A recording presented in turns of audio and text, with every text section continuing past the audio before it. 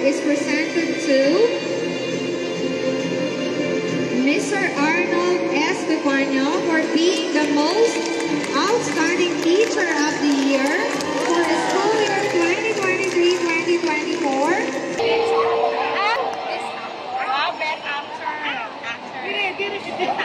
I-video na yan. Ay, sasabihin niya.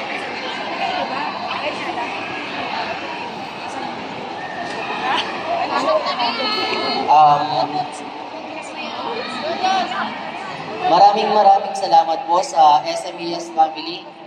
Next naman, outstanding teacher. Actually, lahat tayo ay mga outstanding teacher. Ako naniniwala na ang pagiging outstanding teacher ay hindi nasusukat sa dami ng pictures, sa mga activities inside and outside the school, sa dami ng reports na ginagawa, sa kapal ng mga MOBs. Kaso, nandito na tayo sa sistema kung saan ang MOBs ay sobrang mahalaga. Pero huwag nating ubusin ang energy natin sa paggawa ng mga reports na kung saan ang quality time natin sa ating mga estudyante ang nagsasacrifice. Kawawa sila. Pagbalik natin sa classroom, mag-double time tayo. Let us be the teacher that our students wanted and needed us to be.